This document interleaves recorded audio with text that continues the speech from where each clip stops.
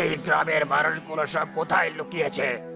বের হয়ে আয়, আর সব সোনাদানা আর টাকা পয়সা নিয়ে যাবো।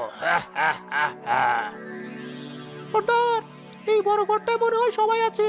দরজাটা ভাঙবো? ভাঙ, আগুন লাগিয়ে দে দরজায়, ধোঁয়ায় ইঁদুরের মতো বেরিয়ে আসবে।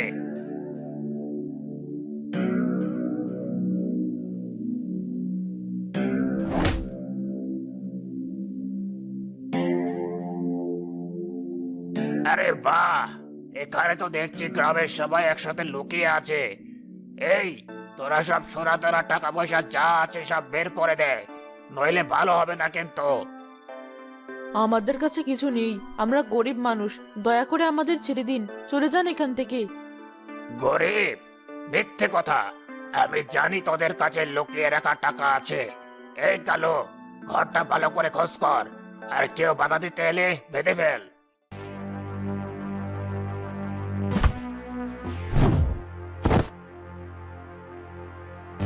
আপু, আমার আপুকে মেরো না।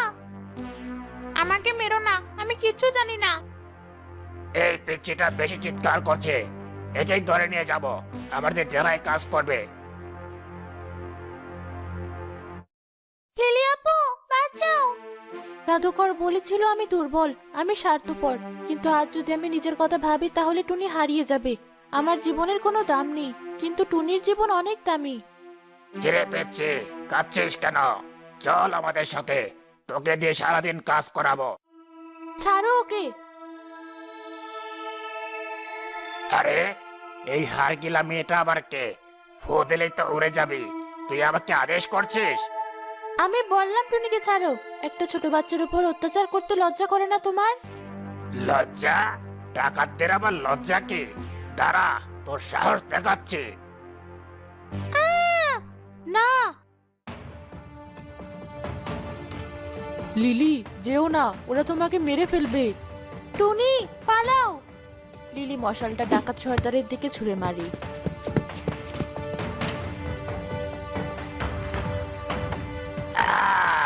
আমার হাত! বেয়াদব মেয়ে, আজ তোকে আমি শেষ করে দেব।